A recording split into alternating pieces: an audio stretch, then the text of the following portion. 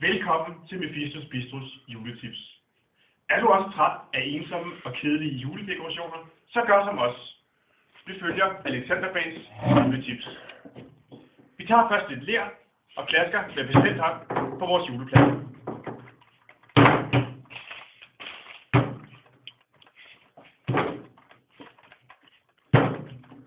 Sådan der. Nu har vi så fået en rigtig dejlig lerdynge. Hvad kommer næst? Det er grenene. Vi sætter en gren i her. Vi sætter en gren i her. Og vi sætter en gren i her. Og så sætter en gren i herover os. Og så til sidst en gren lige her. Nu skal vi have nogle lys. Og vi sætter et lys i her. Og vi sætter et lys i her. Og vi sætter et lys i her. Og vi sætter et lys i her. Sådan der. Nu tænker jeg nok, det var da en fantastisk juledekoration. Den er færdig. Ring til mormor. Men nej, der skal mere nu. Vi tager en nisse og sætter ham i midten her. Så sidder han der og holder jul. Rigtig hyggeligt. Nu begynder det så at blive rigtig velsmagende. Vi skal have nogle cocktailpølser, som vi spreder ud over dekorationen. Sådan her. Og som I nok kan se, så er det ikke pølsefast ler, som vi ellers har prøvet at få fat i.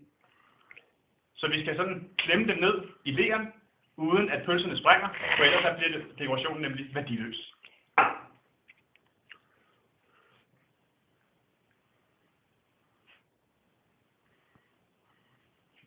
Når vi nu har fået lagt pølserne ned, så tager vi vores spray og sprayer lidt her.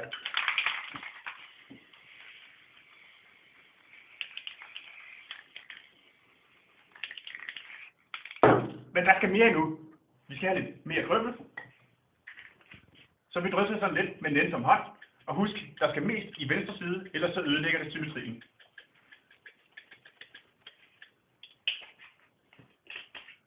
Det var krømmel. Nu kommer pølserne. Vi borer et hul med en finger her. Put pølsen i. Vi borer et hul her. Put pølsen i. Og vi borer et hul herover. Put pølsen i.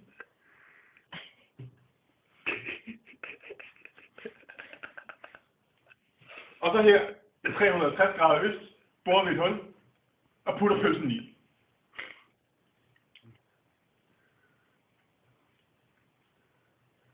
Der skal lige lidt mere i på, så vi skal tage nogle bønner, som vi jo alle ved er et symbol på hygge og næstekærlighed. Det drysser vi sådan fint hen over vores dekoration.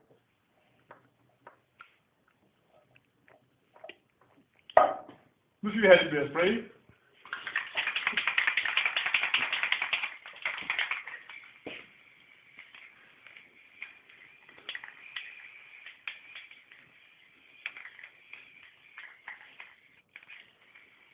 Sådan der, det er smukt.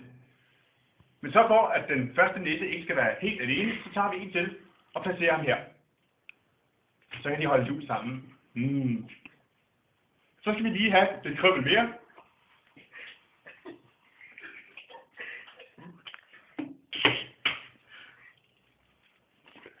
Og der skal bare give rigtig godt gas med den. Så vi tager låget af her og hælder ud over.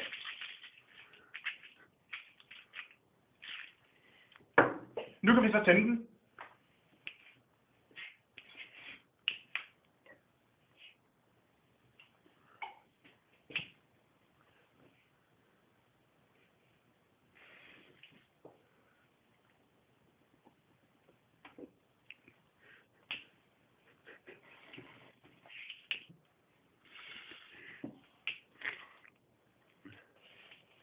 Og så kan vi rigtig nyde den. Rigtig glædelig jul.